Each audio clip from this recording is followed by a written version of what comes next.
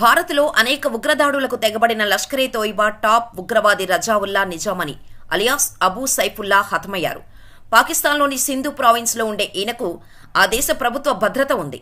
అయితే మట్లీలోని తన నివాసం నుంచి ఆదివారం మధ్యాహ్నం బయటకు వెళ్లి ఓ చౌరస్తాకు చేరుకున్న అతనిపై గుర్తు తెలియని వ్యక్తులు వచ్చి దాడులకు పాల్పడ్డారు. కాల్చి మరీ చంపేశారు. ఈ విషయాన్ని నేరుగా అక్కడ అధికార వర్గాలు వెల్లడించాయి.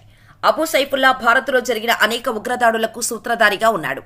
నాగపూర్లోని రాష్ట్రీయ స్వయం సేవక్ సంఘ్ ప్రధాన కార్యాలయంపై 2006లో జరిగిన దాడి వెనుక కూడా ఇతడి హస్తం ఉంది.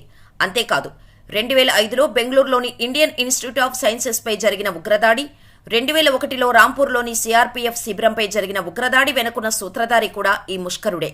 ఇన్ని దాడుల్లో పాత్ర వహించిన ఇతడు తాజాగా హత్యకు గురి కావడం గమనార్హం. అందులోనూ ప్రభుత్వ భద్రత ఉండగా నడి రోడ్డుపైనే కాల్చి చెప్పడంతో అంతా ఆశ్చర్యపోతున్నారు. మార్చి 16వ తేదీ కూడా సాయంత్రం 7 గంటల ప్రాంతంలో తన గార్డుతో కలిసి జీలం ప్రాంతంలో ప్రయాణిస్తుండగా గుర్తు తెలియని వ్యక్తులు అబూ ఖతల్పై 15 నుంచి 20 రౌండ్ల కాల్పులు జరిపారు. ఈ దాడిలో అబూ ఖతల్ అక్కడికక్కడే ప్రాణాలు విడిచాడు. గుర్తు తెలియని వ్యక్తుల దాడిలో అబూ ఖతల్తో పాటు తన భద్రతా గార్డు కూడా చనిపోయాడు. మరో గార్డుకు తీవ్ర గాయాలైనట్టు సమాచారం. ఇది మాత్రమే కాకుండా ఫిబ్రవరిలో కూడా లష్కర్ ఏ తోయిబాకు చెందిన కీలక ఉగ్రవాదిని కూడా గుర్తు తెలియని వ్యక్తులు పాకిస్తాన్లో హతమార్చారు. లష్కర్ ఏ తోయిబా వ్యవస్థాపక సభ్యుడు, Bharat most wanted terrorist Hafiz Saeed బావమర్ది మౌలానా కషీఫ్ అలీని పాకిస్తాన్లోని స్వాబీలో గుర్తు తెలియని వ్యక్తుల దాడిలో మరణించారు.